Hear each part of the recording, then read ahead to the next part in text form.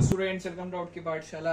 अब हम कर रहे हैं बेटा क्लास 10th की फुल एनसीईआरटी। एक वीडियो के अंदर ये एनसीईआरटी आपके जो बोर्ड एग्जाम अब आ रहा है तो उसके लिए आपको क्या करना है, पहले एनसीईआरटी का खत्म करनी होती है, उसके बाद आप एक्स्ट्रा पेपर्स पर या एक्स्ट्रा क्वेश्चंस पर जाते हैं। तो एनसीईआरटी खत्म कैसे करनी है, इतने सारे क्वेश्चन है, कौन कौन सी करनी है। जो लोग अभी पहली बार एनसीईआरटी खोल करके देख रहे हैं उनके लिए बता देता हूं कि आपने कौन कौन से क्वेश्चंस करने हैं।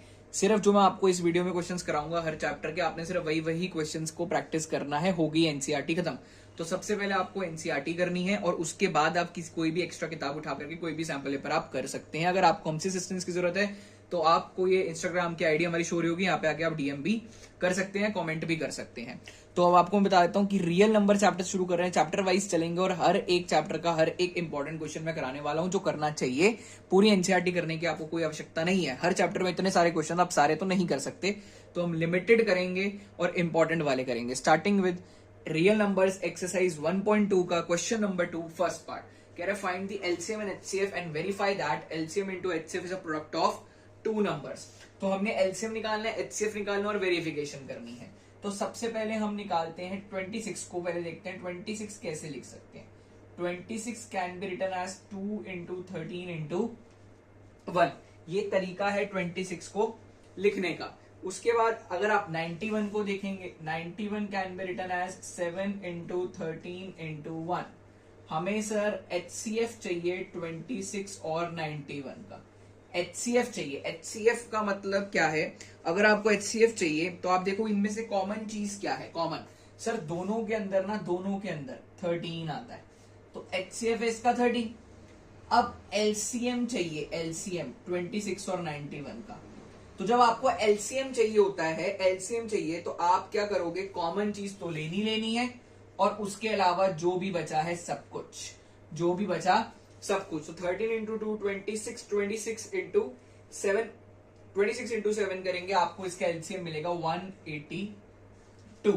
ये तो एलसीएम और एचसीएफ निकल गया। वेरिफिकेशन करनी है, हमें वेरीफाई करके दिखाना है कि अगर आप इन दो नंबर्स के एलसीएम और एचसीएफ को मल्टीप्लाई करते हो तो वो प्रोडक्ट ऑफ टू नंबर्स, ये जो दो नंबर्स है इनके प्रोडक्ट के बराबर आता होता है, ये हमें प्रूव करना है।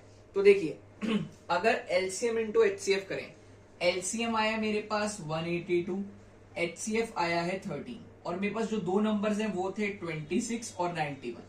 तो आपको क्वेश्चन कह रहा है कि जब आप इन दो नंबर्स को मल्टीप्लाई करोगे वो किसके बराबर होगा, इन दो नंबर्स के एलसीएम और मल्टीप्लाई करोगे वो किसके बराबर होगा, इन दो नंबर्स के एलसीएम और एचसीएफ की मल्टीप्लीकेशन के बराबर होगा। तो 182 इंटू 13 करते हैं तो हमें मिलता है 2366 और 26 इंटू 91, 26 इंटू 91 करेंगे तब भी आपको मिलेगा 2366 और हेंस वेरीफाइड। ये चीज क्या हो गई, आपकी वेरीफाई हो गई है। तो इस क्वेश्चन में है तो 3 पार्ट, बट मैं सिर्फ इंपॉर्टेंट पहला पार्ट करके आपको दिखा रहा हूं। क्वेश्चन इंपॉर्टेंट है, पार्ट तो कोई भी आ सकता है, तो ये ट्रिक है क्वेश्चन को सॉल्व करने की। Moving on to the next question. Next question है क्वेश्चन नंबर 4 इसी एक्सरसाइज का। आपको कह रहा है, आपको गिवन है एचसीएफ इन दो नंबर्स को और हमें एलसीएम निकालना है। तो आपने पढ़ा है कि LCM into HCF is equal to product of two numbers. Sir अपने को एक चीज पता है, एलसीएम हमें फाइंड आउट करना है। एचसीएफ 9 दे रखा है, किन नंबर्स का, ये दो नंबर्स है। तो सर हमें क्या निकालना है, एलसीएम। ये जो 9 यहां पर मल्टीप्लाई हो रहा है, आपको पता है 9 यहां मल्टीप्लाई हो रहा है, नीचे जाके क्या हो जाएगा, डिवाइड हो जाएगा। तो जब आप इसे सॉल्व करेंगे, हम करेंगे सर 306 को 657 से मल्टीप्लाई डिवाइडेड बाय 9, तो आपके पास एलसीएम आएगा इसका 22338। So this will be your answer for this question. Moving on to question number next question students, question number 7 कह रहे there is a circular path around a sports field. Sonia takes 18 minutes to drive one round of the field while Ravi takes 12 minutes for the same. After how many minutes will they meet again at the starting point? देखिए लिखा है will meet again। जब भी ऐसा question है दोबारा मिलना ये सब, तो हम क्या निकालते हैं, एलसीएम। क्या निकालते हैं, एलसीएम निकालते होते हैं, क्योंकि ये सबसे हम लीस्ट मिनट निकाल रहे हैं जब वो दोनों इकट्ठे दोबारा एक दूसरे को मिलेंगे। तो we will find the LCM of 18 and 12। अब देखो एक तो तरीका ये है सर, 18 लिखा 12 लिखा, 2 9 6 3 3 जा 2 जा, 3 1 जा 2 जा 2, 2 3 जा 6, 2 3 जा 6 एंड 6 6 जा 36। तो मुझे क्या पता लगा, इसका मतलब क्या है कि Sonia and Ravi will meet again at starting point after 36 minutes. खत्म कहानी। Very easy question. Now moving on to the next exercise 1.3, और वहां पे हम सबसे इंपॉर्टेंट क्वेश्चन कर रहे हैं, क्वेश्चन नंबर 1। चलिए बच्चों सीखिए, आपको एक्सरसाइज 1.3 का एक ही क्वेश्चन है, prove that root 5 is irrational. हमें रूट 5 को इर्रेशनल प्रूव करना है, तो हम अजम्पशन करेंगे, हम कॉन्ट्रडिक्शन के मेथड से प्रूव करेंगे। हम अज्यूम करेंगे, let us assume root 5 is rational. हम रूट 5 को रैशनल मानेंगे। अगर रूट 5 रैशनल होगा तो it can be written in the p by q form, यानी इसको मैं x by y की फॉर्म में लिख सकूंगा। ठीक है, y यहां जाके मल्टीप्लाई हुआ, x आया रूट 5y। हमने कहा मैम स्क्वेयरिंग बोथ साइड्स, यानी x square is equal to 5y square. ठीक, इसको हमने इक्वेशन नंबर 1 बोला। x square equal to 5y square से हमें ये पता लगता है कि x स्क्वायर जो है इट इज डिविजिबल बाय 5। अगर x स्क्वायर 5 से डिविजिबल है, सो x is also divisible by 5। ठीक, x भी 5 से डिविजिबल होगा। अब ये अगर डिविजिबल है तो मान लेता हूं लेट x किसी 5k के इक्वल है। अगर x किसी 5k के बराबर है, मैं इस x की वैल्यू को इक्वेशन नंबर 1 में डालता हूं। तो मैंने बोला पुट सेकेंड इन 1, x की जगह x की वैल्यू और उसका हो रहा है स्क्वायर इक्वल 5y स्क्वायर। तो स्टूडेंट्स अब आप क्या देखते हैं, 25k square is equal 5y square.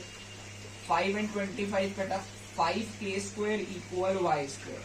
Sir 5k square equal y square का मतलब it is divisible by 5। It means, इसका मतलब क्या हुआ कि y स्क्वायर भी डिविजिबल है by 5। So y is also divisible by 5। y भी 5 से डिविजिबल होगा।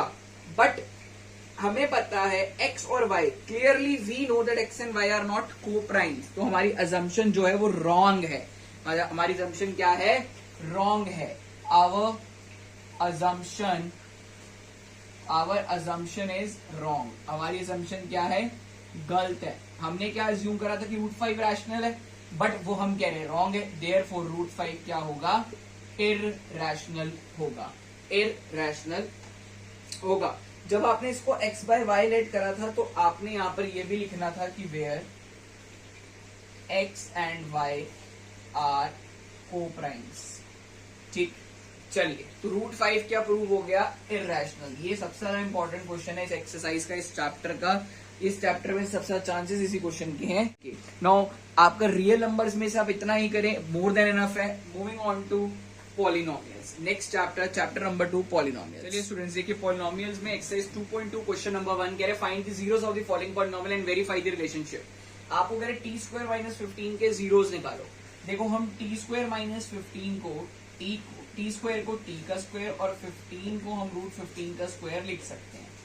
अब आपको पता है a square minus B square क्या होता है, ए प्लस बी इंटू ए माइनस बी। जीरोस निकालने हैं, ये तो हमने क्या करा, पहले अपने तरीके से चीजों को खोला। अब जीरोस निकालने हैं तो हम अपने पॉलिनोमियल को ही 0 के बराबर रखेंगे। सर ये दो ब्रैकेट्स मल्टीप्लाई होके 0 है, या तो t प्लस रूट 15 0 होगा या फिर t माइनस रूट 15 0 होगा। अगर t प्लस रूट 15 0 है तो t आता है माइनस रूट 15, और अगर t माइनस रूट 15 0 है तो t आता है रूट 15। ये तो सर जीरोस आ गए। अब वेरीफाई करनी है रिलेशनशिप, तो हम रिलेशनशिप में क्या वेरीफाई करेंगे, सम ऑफ जीरोस। आप जरा ये दो जीरोस का सम निकालो। सर ये दो जीरोस, एक ये रहा 0, एक ये रहा 0। सर ये दो जीरोस का सम मेरे हिसाब से 0 आता है, और ये माइनस बी बाय ए के बराबर होना चाहिए। चेक करें क्या यहाँ पर b है, नहीं है, तो भैया वेरीफाई तो हो गया। अब एक बारी product of zeros minus root 15 into root 15 करेंगे तो आ रहा है -15, और ये c बाय ए के बराबर होना चाहिए। c है -15, a है 1, तो सर ये वेरीफाइड हो गया। तो this is an important question number 1। Now moving on to question number 2। चलिए देखिए, क्वेश्चन आपको कह रहा है find a quadratic polynomial each with given numbers as sum of zeros and product of zeros. यानी ये आपको सम ऑफ जीरोस दे रखे हैं, ये आपको प्रोडक्ट ऑफ जीरो दे रखा है। कोई भी क्वाड्रेटिक पॉलिनोमियल ऐसे बनता है x square minus sum x plus product. तो सर सम ऑफ जीरोस है हमारे पास, सम ऑफ जीरोस है 0 और प्रोडक्ट है हमारे पास √5, यानी पॉलिनोमियल या क्वाड्रेटिक पॉलिनोमियल क्या बना, एक्स स्क्वायर प्लस √5। कोई भी आपने क्वाड्रेटिक पॉलिनोमियल बनाना है हमेशा वो x square minus sum x plus product की फॉर्म में बनता होता है। अब पॉलिनोमियल चैप्टर में बस इतना ही। Moving on to linear equations chapter number 3। Students, linear equation का question number 3 fourth part, that taxi charge in a city consist of a fixed charge. यानी यहाँ पे बात हो रही है फिक्स्ड चार्ज की। हमने फिक्स्ड चार्ज को ₹x माना और चार्ज पर किलोमीटर को हमने ₹y माना है। क्वेश्चन के अकॉर्डिंग आपको ये कह रहा है कि for a distance of 10 kilometre the charge paid is ₹105 and for a journey of 15 kilometre the charge paid is ₹155। हमें बताना है फिक्स चार्ज और चार्ज पर किलोमीटर। यानी क्वेश्चन आपको ये कह रहा है टैक्सी है वो क्या चार्ज करती है। जब भी आप उस टैक्सी में बैठते हैं तो आपसे x rupees as fix charge तो लिया ही जाता है, उसके ऊपर आप जितना भी डिस्टेंस कवर करते हैं उस डिस्टेंस के हिसाब से आपसे चार्ज लिया जाता है। तो देखिए, अगर मैंने बोला कि हमने एक जर्नी करी है जो 10 किलोमीटर की है, जैसे ही टैक्सी में बैठे एक फिक्स चार्ज x रुपीज तो दिया ही दिया। उसके बाद हमने 10 किलोमीटर कवर करे हैं, 1 किलोमीटर के y रुपीज तो 10 किलोमीटर के 10y दिए हमने 105 रुपए। सिमिलरली आपने टैक्सी में बैठे x रुपीज फिक्स चार्ज दिया, उसके बाद 1 किलोमीटर के y रुपीज है, आपने 15 किलोमीटर कवर करा है तो 15y इक्वल 155। एलिमिनेशन मेथड लगाएंगे, माइनस माइनस माइनस, देखो 10 minus 15 minus 5y, 105 minus 155 minus 50 और y आता है हमारे पास 10। अगर y 10 है तो किसी भी एक इक्वेशन में y की वैल्यू डालते हैं। लेट सपोज फर्स्ट में डालते हैं x प्लस 10 इंटू 10 इक्वल 105, यानी x प्लस 100 इक्वल 105 और x हमारे पास आता है 5। यानी जो फिक्स चार्ज है, फिक्स चार्ज वो आया ₹5 और चार्ज पर किलोमीटर हमारे पास आया ₹10। तो इस क्वेश्चन के अकॉर्डिंग हमने फिक्स चार्ज और चार्ज पर किलोमीटर ही फाइंड आउट करना। चलिए स्टूडेंट्स, देखिए आपको क्वेश्चन नंबर 2 थर्ड पार्ट कह रहा है sum of the digits of a 2 digit number is 9, also 9 times this number is twice the number obtained by reversing the order of the digits, find the number. हमें given क्या है कि sum of the digits of a 2 digit number is 9। यानी देखो कोई 2 digit number है, for example 32, इसकी digits का सम क्या है 5। सही, आपको ऐसे ही कह रहा है कोई 2 डिजिट नंबर है। अब जब भी कोई 2 डिजिट नंबर होता है उसके अंदर एक 10s प्लेस होती है, एक 1s प्लेस होती है। तो हम बोल रहे हैं कि लेट दी 1s प्लेस, जो 1s प्लेस पे नंबर है, let the number at 1s place be x and 10s place पर जो है उसको हम बोल देते हैं y। तो क्वेश्चन के अकॉर्डिंग देखो एक चीज हमेशा आपको याद रखनी है, मैं आपको बता रहा हूं कि जब भी कोई नंबर बनता है या रिवर्स नंबर बनता है, तो ध्यान से देखें, जब भी आप कोई नंबर बनाते हो ना, ओरिजिनल नंबर जिसको बोलते हैं, हमेशा अगर 10s प्लेस पे y है तो देखो 10s प्लेस वाला 10 से मल्टीप्लाई होता है, 1s प्लेस वाला 1 से। हमेशा नंबर ऐसे बनता है 10y प्लस x, और हमेशा रिवर्स नंबर बनता है 10x प्लस y, ये याद रखना है। अब क्वेश्चन के अकॉर्डिंग आपको ये कह रहा है कि sum of the digits of the 2 digit number is 9। भैया 2 डिजिट नंबर के डिजिट्स का सम है 9, तो यानी x plus 10s plus 1s plus 10s place वाली डिजिट्स का सम है 9। फिर आगे कह रहा है also 9 times this number. Sir 9 times इस नंबर का, नंबर क्या है आपको तो original number, also 9 times this number is twice the number obtained by reversing the order of the digit। Sir order of the digit को reverse कर दिया। 9 times this number is twice the number obtained on reversing the order of the digits। हमें number निकालना है तो solve करते हैं। 90y plus 9x 20x plus 2y। ये देखो जी 2y इधर आके माइनस करेंगे तो 88y, 9 इधर आके माइनस करेंगे तो 11x। Sir x equal to 8y आ गया, और इस सब्स्टिट्यूशन मेथड से सॉल्व करेंगे, x इक्वल टू 8y निकला है। इस x की वैल्यू को इक्वेशन नंबर 1 में डाल देते हैं। तो पुट करते हैं x की value 8y plus y equal 9, 9y equal 9, y आ गया 1। अगर y 1 है तो x क्या होगा, 8 होगा। अगर y 1 है तो x क्या होगा, 8। तो सर नंबर क्या बनेगा, नंबर बनेगा, देखो अब आप x और y की वैल्यू इसमें डालो, 10 इंटू 1 10 प्लस 8, 10 प्लस 8 क्या होता है 18, 10 प्लस 8 क्या है 18। और चेक योर आंसर, क्या इसकी डिजिट्स का सम 9 है, बिल्कुल। So it's a very important question. Now moving on to the next question. क्या वो कह रहा है, lending library has a fixed charge for first 3 days and an additional charge for each day thereafter. यानी sir फिर से वही fix charge को x रुपीज और एडिशनल चार्ज को y रुपीज मान लेते हैं। आपको कह रहा है lending library has a fix charge for first 3 days। पहले 3 दिन का लाइब्रेरी आपसे फिक्स चार्ज लेती है और उसके बाद आप किताब जितने भी दिन के लिए रखते हैं आपसे y रुपीज चार्ज लिया जाता है फॉर ईच डे। कह रहे Sarita paid ₹27 for a book she kept for 7 days।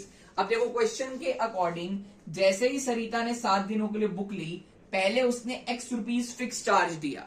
ये x रुपीज फिक्स चार्ज कितने दिनों का है, 3 दिनों का। 7 में से 3 दिन का चार्ज दे दिया, बचे कितने 4 दिन। अब पर डे का y रुपीज है तो 4 days का 4y मिला करके 27 रुपीज उसने दे दिए। कह रहे सूसी ने पेड करे हैं 21 rupees for she kept for 5 days। अब जैसे ही उसने 5 दिन के लिए बुक ली तो पहले x रुपीज दिया। सर x रुपीज कितने दिनों का चार्ज है, 3 दिनों का फिक्स चार्ज दिया। अब 5 में से 3 दिन के पैसे दे दी तो बचे 2 दिन। पर डे का y रुपीज, 2 days का 2y और इक्वल टू 21। एलिमिनेशन मेथड से सॉल्व करते हैं, और y की वैल्यू आती है 3। अगर सर y 3 है तो सर x बता दो कितना है, तो x प्लस 12 इक्वल 27, x आया 27 माइनस 12 यानी 15 रुपीज। यानी सर जो फिक्स चार्ज है वो 15 रुपए है और चार्ज पर डे आपका 3 रुपए है। So this is your question number 2, fifth part. Moving on to the next exercise 3.5, question number 4, first part. देखिए स्टूडेंट्स, एक्सरसाइज 3.5 क्वेश्चन नंबर 4 का फर्स्ट पार्ट भी बिल्कुल सिमिलर है हमने जो अभी क्वेश्चन करा है उससे। तो अब मैं आपको एक ऐसी चीज बता रहा हूं जो आपको करके जानी बहुत बहुत बहुत जरूरी है, और वो क्या चीज है, वो आपकी बुक में एक टेबल बनी हुई है। तो स्टूडेंट्स आपकी किताब के अंदर एक टेबल बनी हुई है जहां पे आपको पेयर ऑफ लाइंस के बारे में बताया जा रहा है। देखिए ये बहुत इंपॉर्टेंट पार्ट है, ध्यान से सुनेंगे, ध्यान से। देखो पहला केस होता है केस नंबर 1 जिसकी हम बात कर रहे हैं, वो क्या है, देखो आपको याद रखना है unique solution, infinitely many solutions और आपके नो सॉल्यूशंस। अगर तो A1 by A2 not equal to B1 by B2 होता है तो ये केस किसका है, ये केस है आपके यूनिक सॉल्यूशन का। किसका केस है ये, आपके यूनिक सॉल्यूशन का। इसमें कैसी लाइंस बनती हैं, इसमें इंटरसेक्टिंग लाइंस बनती हैं। कैसी लाइंस बनती हैं, इंटरसेक्टिंग लाइंस आपको देखने में मिलती होती हैं। और साथ ही साथ इंटरसेक्टिंग लाइंस की चलो बात हो गई है हमारे पास। अब एक चीज और है, हमें ना सबके बारे में याद रखना है, सिर्फ एक से काम नहीं चलेगा, सबके बारे में आपको याद रखना पड़ेगा। और दूसरी चीज, यूनिक सॉल्यूशन हो गया, इंटरसेक्टिंग लाइंस होगी, और ये जो पेयर ऑफ सॉल्यूशन होता है ये कंसिस्टेंट होता है। कैसा है, कंसिस्टेंट है। ठीक, मैंने आपको तीनों चीजें बताई हैं इसके अंदर। अब सेकंड केस, अगर तो A1 by A2, B1 by B2 और C1 by C2 तीनों ही बराबर हैं तो ये होता है इनफाइनाइटली मेनी सॉल्यूशंस। कैसे सॉल्यूशंस, इनफाइनाइटली मेनी सॉल्यूशंस। और इसके अंदर कोइंसिडेंट लाइंस बनती हैं, और आपके पास जो कोइंसिडेंट लाइंस का केस होता है वो भी कैसा होता है, इनफाइनाइटली मेनी सॉल्यूशन का कंसिस्टेंट होता है। क्या है, कंसिस्टेंट सॉल्यूशन होता है। तीसरी चीज, अगर A1 by A2 B1 by B2 के बराबर हो पर C1 by C2 के बराबर ना हो तो इस केस में आपके होते हैं नो सॉल्यूशन। कोई सॉल्यूशंस एग्जिस्ट नहीं करते, और नो सॉल्यूशन के केस में आपकी हमेशा पैरेलल लाइंस बनती होती हैं, और साथ ही साथ नो सॉल्यूशन के केस में इनकंसिस्टेंट पेयर होता है, इनकंसिस्टेंट पेयर आपको देखने को मिलता है। तो स्टूडेंट्स ये सबसे इंपॉर्टेंट चीज है, इसके बेस्ड आपके पास क्वेश्चन जरूर आएंगे ही आएंगे। मैं एक एग्जांपल देके बता देता हूं। जैसे मेरे पास अगर इक्वेशन है x minus 2y equal to 0 और 3x प्लस 4y इक्वल 20, आप देखो x के साथ जो लिखा है वो a1 है, x से जो लिखा है वो a2 है, तो a1 बाय a2 यहां पर इक्वल नहीं है b1 बाय b2 के। इसको आप काट भी लोगे तो -1/2 आएगा। तो हमें क्या पता लगा ये कैसा केस है, ये केस है हमारे पास यूनिक सॉल्यूशन का। अगला एग्जांपल देखते हैं। अगर आपके पास इक्वेशन है, मान लेते हैं 2x plus 3y equal to 9, और आपके पास इक्वेशन है 4x प्लस 6y इक्वल 18, तो देखिए a1 bye a2, b1 bye b2, c1 bye c2, तीनों को काटोगे तो 1/2 ही आएगा। तो a1 bye a2, b1 bye b2, c1 bye c2 तीनों बराबर है। तो ये किसका केस है आपके पास, को इंसिडेंट लाइंस का, यानी इनफाइनेटली मेनी सॉल्यूशंस का। और इसके बाद अगर आपके पास इक्वेशन है x प्लस 2y इक्वल 4 और आपके पास इक्वेशन है 2x प्लस 4y इक्वल 12, तो देखो a1 bye a2, b1 bye b2, c1 bye c2, आप इसको काटोगे तो 1/2 और इसको काटोगे 1/3। 1/2 और 1/2 तो इक्वल है, बट 1/3 के इक्वल नहीं है। तो ये आपके पास केस आता है पैरेलल लाइंस का, यानी कि नो सॉल्यूशन का। तो ये आपका इंपॉर्टेंट था इस चैप्टर से। Now moving on to the next chapter which is quadratic equations. अब शुरू करें हम quadratic equation. Exercise 4.1 question number 2 fourth part कह रहा है train travels a distance of 480 kilometre at a uniform speed. If the speed had been 8 kilometer per hour less then it would have taken 3 hours more to cover the same distance। अब आपको question ने ये कह दिया कि sir अगर 8 kilometre प्रति घंटे की रफ्तार वाली अगर कोई ट्रेन है जो 480 किलोमीटर डिस्टेंस कवर कर रही है कुछ यूनिफॉर्म स्पीड के साथ, अगर हम उसकी स्पीड को 8 किलोमीटर प्रति घंटे से कम कर दें तो उसको it would have taken 3 hour more to cover the same distance, यानी अब वो 3 घंटे और ज्यादा लेगी उसी डिस्टेंस को कवर करने के लिए। तो आपने इस चीज को रिप्रेजेंट करना है। तो सर हमें नहीं पता ट्रेन की स्पीड क्या है, let the speed of train be, मान लेते ट्रेन की स्पीड जो है वो x किलोमीटर पर आवर है, सही। उसके बाद सर टोटल डिस्टेंस वो जो कवर कर रही है वो है हमारे पास 480 किलोमीटर्स। तो अगर मैं टाइम निकालने के लिए बोलूं तो आपने फॉर्मूला पढ़ा है speed is equal to distance upon time, speed is equal to distance upon time and time is equal to distance upon speed. तो सर डिस्टेंस है 480, स्पीड है x, ठीक है जी। ये आ गया आपके पास टाइम। अब बोल रहा है कि स्पीड ऑफ ट्रेन, अब ट्रेन की स्पीड पे फर्क पड़ा है। क्या फर्क पड़ा है, ट्रेन की स्पीड 8 किलोमीटर पर आवर से कम हो गई है, ठीक है जी। तो सर अब टाइम कितना लगेगा, सर अब है आपके पास, जरा ध्यान समझें, डिस्टेंस तो उतना ही है बट आपकी जो स्पीड है वो कम हो गई है। तो क्वेश्चन के अकॉर्डिंग कह रहा है कि अगर 8 किलोमीटर प्रति घंटे से इसको कम कर दिया जाए तो जो समय है वो 3 घंटे ज्यादा लगता है। सर यानी जो नया टाइम है, जब मैं नए टाइम में से पुराने वाले को माइनस करूंगा तो आंसर 3 आना चाहिए, है ना, क्योंकि 3 घंटा ही तो ज्यादा है। बस अब इस इक्वेशन को थोड़ा सॉल्व करेंगे। दोनों में से हम क्या करेंगे, क्या कॉमन ले सकते हैं, 480 कॉमन लिया जा सकता है। 480 कॉमन लिया, अंदर बचेगा 1/x minus 8 minus 1/x is equal to 3। उसके बाद क्या कर सकते हैं, 480 ब्रैकेट के अंदर एलसीएम लिया, x माइनस 8 और x, यहां आया x और यहां गया x minus 8 equal 3। 480 x minus x plus 8 over x minus 8 into x is equal to 3। Sir अब अपने को क्या पता है कि जो यहां पर हमारे पास 480 है, साथ में ब्रैकेट में पड़ा हुआ है अपने पास प्लस 8। तो थोड़ा सा इसको सॉल्व करते हैं।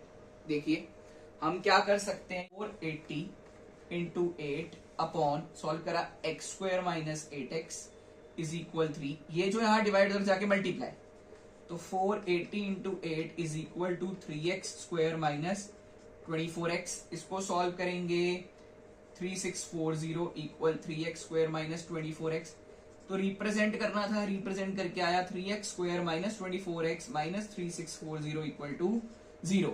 तो ये आपकी इक्वेशन क्या हो गई है, एक्सप्रेस हो गई है, एक्सप्रेस हो गई है। So now moving on to exercise 4.2 question number 2 second part. देखिए कह रहा है आपको a cottage industry produces a certain number of toys in a day. The cost of production of each toy was found to be 55 minus the number of toys produced in a day. On a particular day, the total cost of production was rupees 750. We would like to find out the number of toys produced on that day. आपको कह रहे cottage industry जो produce करती है कुछ toys एक दिन में, बस उन टॉयज की जो कॉस्ट ऑफ प्रोडक्शन है वो 55 minus the number of toys produce on that particular day. उस दिन जितने भी टॉयज प्रोड्यूस हुए, उस दिन जितने भी टॉयज प्रोड्यूस हुए उसमें से 55 माइनस करोगे तो आपके पास टोटल नंबर ऑफ टॉयज आएंगे। और कह रहा है कि on a particular day the total cost of production was 750। तो देखिए स्टूडेंट्स, अब हमने कैसे करना, हमें नहीं पता कितने टॉयज प्रोड्यूस हुए हैं, तो हम बोलेंगे लेट द नंबर ऑफ, हम बोलेंगे that let the number of toys produced be x। मान लेते हैं कि x number of toys produce हुए होंगे उस दिन, ठीक है।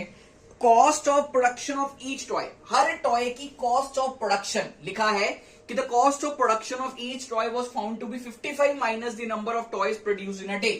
तो आपको कह रहा है कि कॉस्ट ऑफ प्रोडक्शन क्या होती है, कॉस्ट ऑफ प्रोडक्शन कितनी है, कॉस्ट ऑफ प्रोडक्शन है आपके पास जितने भी उस दिन टॉयज बने हैं, जितने भी toys 55 minus the number of toys produce on that day, मतलब 55 माइनस जितने भी उस दिन टॉयज बने। हमने कहा था x टॉयज बने तो 55 माइनस x रुपीज, ये है उनकी cost of production on that day. सही। अब आपको आगे क्वेश्चन ये कहता है, अच्छा अगर मैं बोल रहा हूं, मैं निकाल रहा हूं यहां पे टोटल कॉस्ट ऑफ प्रोडक्शन। देखिए सिंपल बात है, अगर मैं बोल रहा हूं कि एक टॉय को बनाने के 55 माइनस x रुपीज लगते हैं और उस दिन x नंबर ऑफ टॉयज बने हैं, तो टोटल कॉस्ट ऑफ प्रोडक्शन ये होनी चाहिए।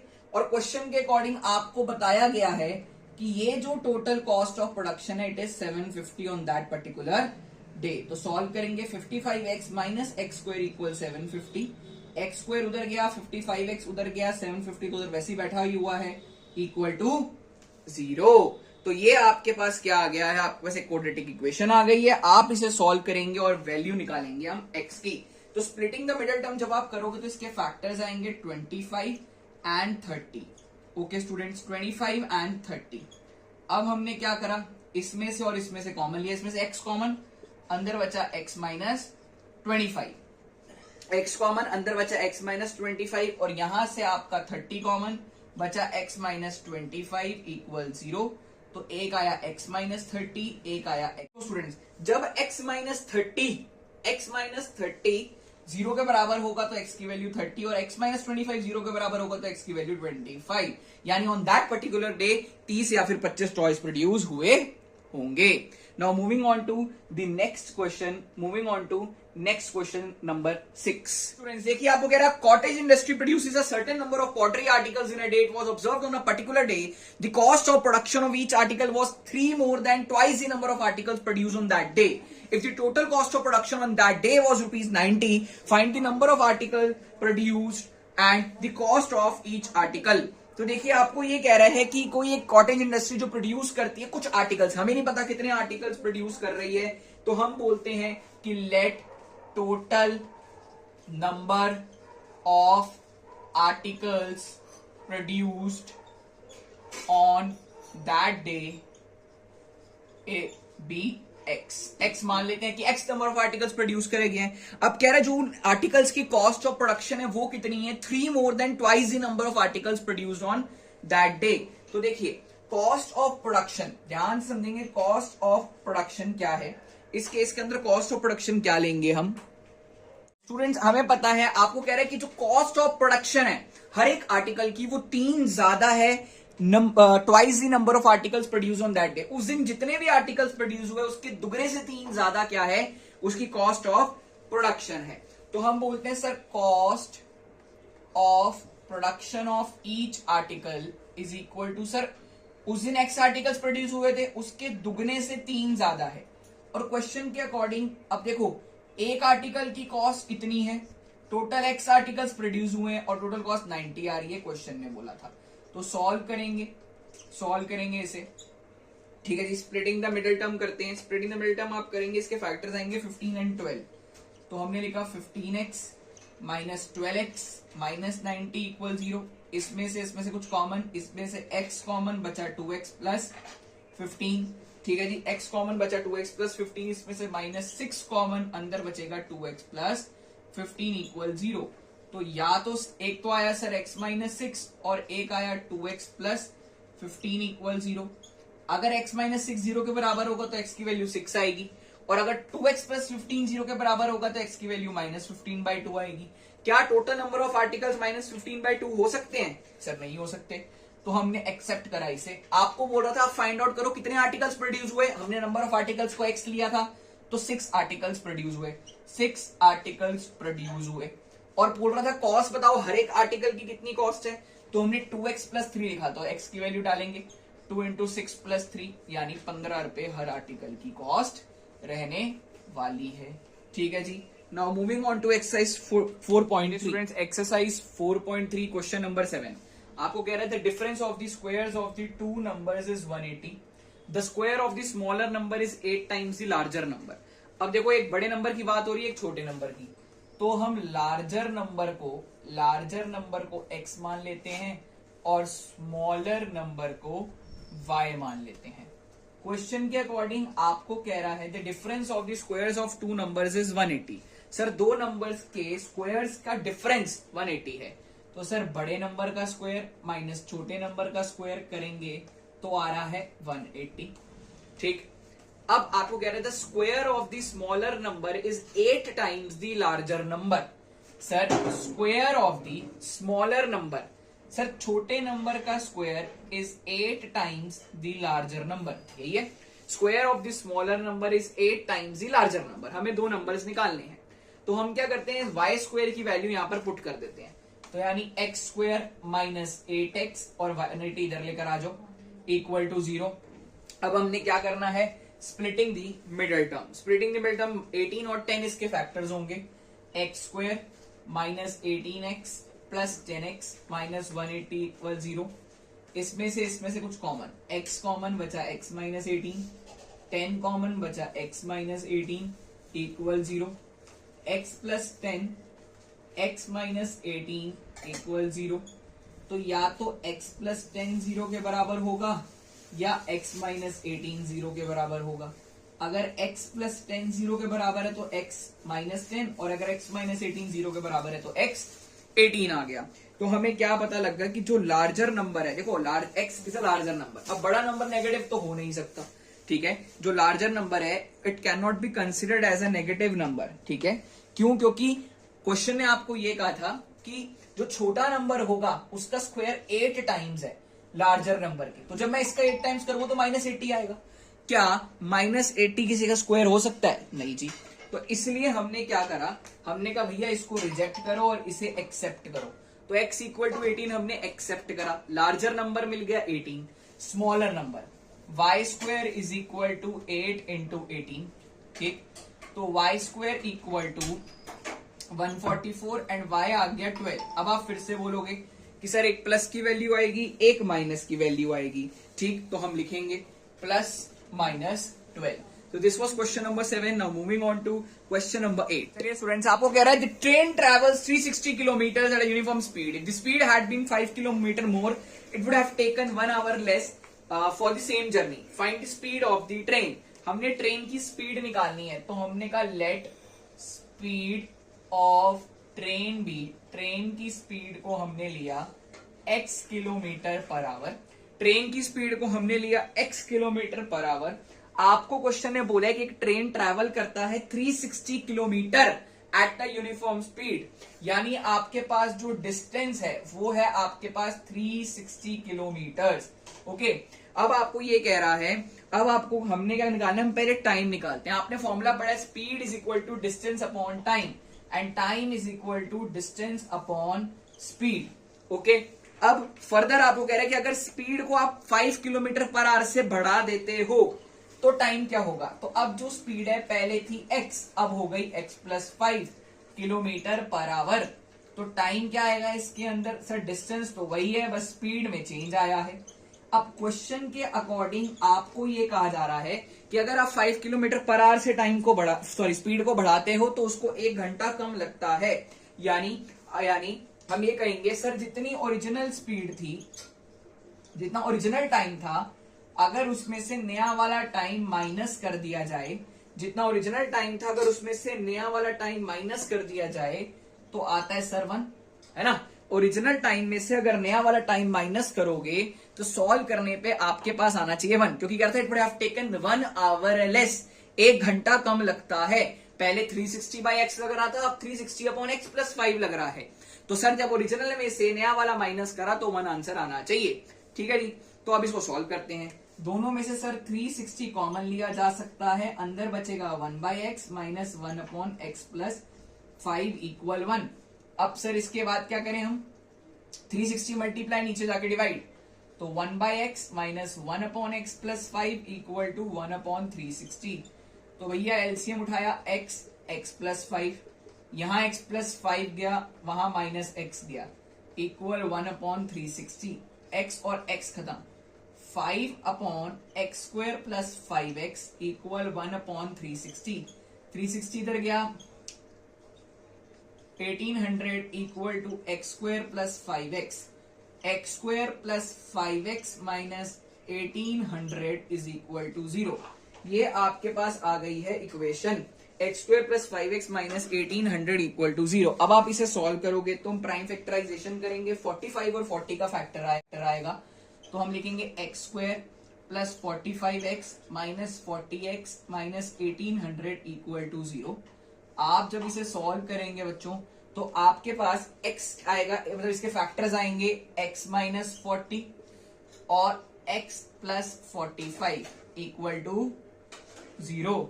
तो सर अब इसे आप सॉल्व करोगे तो x की वैल्यू -45 तो ले नहीं सकते, तो x की वैल्यू 40 हम चूज करेंगे। तो ट्रेन की स्पीड क्या आ गई, ट्रेन की स्पीड आ गई 40 kilometre per hour. Moving on to question number 9। Students, आपको क्वेश्चन कह रहा है 2 water taps together can fill tank in 9 3/8 hours. Tap of a larger diameter takes 10 hours less than the smaller one to fill the tank separately. Find the time taken at which each tap can separately fill the tank. आपको ये कह रहा है कि अगर 2 water taps इकट्ठे मिलकर के 9 3/8 hours में पानी भरते होते हैं और जो टैप है लार्जर डायामीटर का वो 10 घंटे कम लेता है एज कम्पेयर टू छोटे वाले से अलग अलग टैंक भरने में, तो आप बताओ कि कितना समय लगेगा हर एक टैंक को फिल करने में, सेपरेटली अलग अलग फिल करने में कितना समय लगने वाला है। तो हम ऐसा करते हैं, हमने ये बोला कि let time taken by smaller tap, मान लेते हैं स्मॉलर टैप को पानी भरने में, स्मॉलर टैप को पानी भरने में x आवर्स लगते हैं। तो क्वेश्चन के according time taken bye larger tap, बड़े वाले टैप को कितना लग रहा है, 10 घंटे कम लग रहे हैं। ठीक, ये x घंटे में पानी भरता है, वो 10 घंटे के अंदर पानी भरता है। मैं बोलता हूं कि स्मॉलर टैप को 1 घंटे में कितना पानी भरेगा, स्मॉलर टैप 1 घंटे में कितना पानी भरेगा। तो हम बोलेंगे अगर टोटल पानी x घंटे में भर रहा है तो 1 घंटे में 1/x भरेगा, और लार्जर टैप को 1 घंटे में लार्जर टैप कितना पानी भरेगा। तो अगर टोटल पानी x - 10 आवर्स में भर रहा है तो 1 घंटे में 1/x - 10 ही भरेगा। ठीक, अब आपको ये बोल रहे हैं कि दोनों इकट्ठे मिलकर ना 9 3/8 आवर्स में पानी भर देते हैं। तो 9 3/8 आवर्स मतलब 75/8 आवर्स में ये दोनों मिलकर के पानी को भर देते होते हैं। तो क्वेश्चन के अकॉर्डिंग सर 1/x + 1/x - 10 करके उनको कितना समय लगता है, 8/75। अब आप बोलेंगे सर 75/8 आंसर नहीं, आप देखो मैंने ये बोले दोनों इकट्ठे मिलके 75/8 आवर्स लेते हैं, टोटल पानी 75/8 आवर्स में भर रहा है तो 1 घंटे में 8/75 भरा जाएगा, यानी 1/75/8 विच इज 8/75। सॉल्व करेंगे, एलसीएम लेंगे, x - 10 plus x equal 8/75।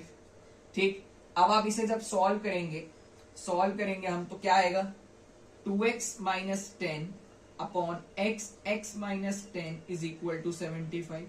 Sir ये एक्स एक्स माइनस 10 यहाँ डिवाइड दूसरी तरफ जाकर के मल्टीप्लाई होगा। ठीक है जी, हम यहाँ लिखना है 8 अपॉन 75, 8 अपॉन 75, 75 इधर आया।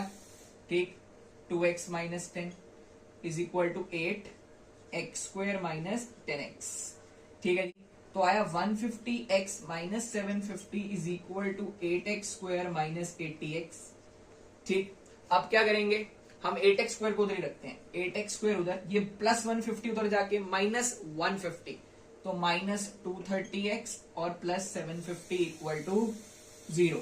अब क्या करें, आप इसमें से कॉमन ले सकते हैं, आप कॉमन ले सकते हैं इसके अंदर से, बट हम चलो अभी सिंपल सॉल्व कर रहे हैं तो इसके फैक्टर्स 230, 200 और 30 इसके फैक्टर्स आएंगे, 230। ठीक है, 200 और 30 इसके फैक्टर आए, प्लस 750 इक्वल 0। जब आप इसे सॉल्व करेंगे तो आपके पास आएगा x माइनस 25, आपके पास आएगा x माइनस 25 और 8x माइनस 30 इक्वल 0। तो या तो x माइनस 25 0 के बराबर होगा, या तो x माइनस 25 0 के बराबर, या 8x माइनस 30 0 के बराबर। अगर x माइनस 25 0 के बराबर है तो x की वैल्यू 25, और अगर 8x माइनस 30 0 के बराबर है तो x की वैल्यू 30/8। अब 30/8 होता है 3.75। सर अगर 3.75 x की वैल्यू आ जाएगी तो स्मॉलर टैप को 3.75 आवर्स लग रहे हैं, तो लार्जर टैप को तो नेगेटिव में चला जाएगा टाइम, और टाइम नेगेटिव नहीं हो सकता, इसलिए हमने इसको रिजेक्ट करा और इसको एक्सेप्ट करा। तो कहने का मतलब ये है कि time taken by smaller tap को लगते हैं सर 25 घंटे, स्मॉलर टैप को लगेंगे 25 घंटे, और लार्जर टैप को लगेंगे 25 माइनस 10 यानी कि 15 घंटे उस टैंक को भरने के लिए। स्टूडेंट्स आपको कह रहे हैं express train takes 1 hour less than a passenger train to travel 132 kilometre between Mysore and Bangalore if the average speed of the express train is 11 kilometre per our more than that of a passenger train। तो हमें average speed निकालनी है दोनों train की। तो हमने बोला ऐसा करते हैं कि एवरेज ले लेते हैं किसका, average speed of passenger train, average speed of passenger train की एवरेज स्पीड को हम ले लेते हैं x किलोमीटर पर आवर। ठीक, अब एवरेज स्पीड पैसेंजर ट्रेन की ये ले ली, तो एक्सप्रेस ट्रेन की क्या होगी, क्वेश्चन है कि उसकी स्पीड 11 किलोमीटर प्रति घंटे से ज्यादा है। अब आपको ये बोल रहा है कि भाई एक्सप्रेस ट्रेन को 1 घंटा कम लगता है 132 किलोमीटर ट्रैवल करने में। तो क्वेश्चन के अकॉर्डिंग सर टाइम निकालते हैं, डिस्टेंस अपॉन स्पीड। तो सर डिस्टेंस है 132 किलोमीटर, स्पीड है x, डिस्टेंस है 132, स्पीड है x प्लस 11। ठीक, आपको क्वेश्चन ने ये कहा है कि जो एक्सप्रेस ट्रेन है, if the average speed of express train इतना, कह रहा है अगर एक्सप्रेस ट्रेन को 1 घंटा कम लगता है पैसेंजर ट्रेन से, तो आप 1 घंटा कम लग रहा है, तो देखिए सर क्या आपने बोला, पैसेंजर ट्रेन से एक्सप्रेस ट्रेन की स्पीड को जब माइनस करा जाए तो आंसर 1 आएगा, क्योंकि क्वेश्चन ने क्या बोला है कि जो एक्सप्रेस ट्रेन है उसको 1 घंटा कम लगता है पैसेंजर ट्रेन से। ठीक है, तो हमने क्या बोला, अगर पैसेंजर ट्रेन में से एक्सप्रेस ट्रेन की स्पीड को माइनस करा जाए तो 1 आना चाहिए, है ना भैया। चलिए जी अब इसको सॉल्व करते हैं। ठीक, अब सॉल्व करने के लिए क्या करना पड़ेगा, फिर से वही बात, 132 कॉमन उठाएंगे, अंदर बचाओ 1/x minus 1/x plus 11 equal 1, 1/x minus 1/x plus 11 equal 1/132। LCM लिया x plus 1 sorry 11, x plus 11 minus x equal 1/132, x और x कटा। ठीक, और यहां पर 132 गया, 132 गया। ठीक, आप 132 मल्टीप्लाई करेंगे आएगा 1452 equal x square plus 11x। So x square plus 11x minus 1452 equal 0। Splitting the middle term फिर से करी, 44 एंड 33 का फैक्टर उठाया, 44x 33x माइनस 1452 इक्वल 0। ठीक है जी। अब इनमें से जब इनके हम ग्रुप्स बनाएंगे तो हमारे पास फैक्टर आएगा x plus 44 and x minus 33 equal 0। तो सर यहां से वैल्यू आ रही है x की माइनस 44 और यहां से आ रही है प्लस 33। सर ये तो एक्सेप्टेबल ही नहीं है, ये तो एक्सेप्टेबल नहीं, क्योंकि स्पीड नेगेटिव नहीं हो सकती, तो x की वैल्यू 33 एक्सपेक्टेबल है। पैसेंजर ट्रेन की स्पीड आएगी 36 किलोमीटर पर आवर और आपकी एक्सप्रेस ट्रेन की आएगी 33 plus 11 which is 44 kilometre per our. So this is question number 10. Now moving on to question number 11, last question of this chapter. देखिए कह रहा है आपको sum of the areas of the two squares is 468 meter square and if the difference between their perimeter is 24 meters then we need to find the sides of two squares. हमें squares की side नहीं पता, हम let कर लेते हैं, let the sides of two squares be x meter and y meter respectively. ठीक, अब आपको क्वेश्चन ने ये बोला है कि ध्यान से देखिए, कह रहा है sum of the areas of the two squares. ठीक है, अच्छा अब देखो क्वेश्चन के अकॉर्डिंग सबसे पहले मैं यूज कर रहा हूं if the difference between their perimeters is 24 metres. अगर सर उनके पेरीमीटर्स का डिफरेंस, स्क्वायर का पेरीमीटर होता है 4 इंटू साइड, तो पहले स्क्वायर का क्या होगा 4 और साइड है x, दूसरे का 4 साइड है y और उनका डिफरेंस 24 दिया है. दोनों में से 4 कॉमन लिया, x माइनस वाई आया 24, x माइनस वाई की वैल्यू क्या आ गई 8. ठीक, सॉरी 8 नहीं 6. ठीक, अब हमने क्या करना है, अब आपको बोल रहा है कि sum of areas of two square. Sir square का एरिया होता है साइड स्क्वायर, पहले स्क्वायर की साइड है x, तो साइड स्क्वायर जोड़ रहे हैं, तो आपको बोल रहा है 468. कोई दिक्कत? अब हम सर इसे सॉल्व कैसे करें, कहानी ये आती है. तो हम ऐसा करते हैं, यहां से x की वैल्यू निकालते हैं, वो आएगी 6 प्लस वाई और इस x की वैल्यू को यहां डाल देते हैं. तो 6 प्लस वाई का स्क्वायर प्लस वाई स्क्वायर 468 है. A square plus b square plus 2ab is equal to 468.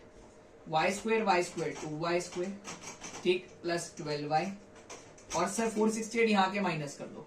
तो 468 में से 468 यहां करके हमने क्या कर दिया है, माइनस कर दिया है. तो आप जब 468 में से 36 उड़ाएंगे तो आएगा 432 इक्वल 0. 2 कॉमन निकालोगे तो भैया आप जब 2 कॉमन निकालोगे तो ये आ जाएगा आपके पास. ठीक है जी, 2 कॉमन निकाल के ये आया और जो कॉमन 2 था नीचे चला गया, 0/2 इज 0.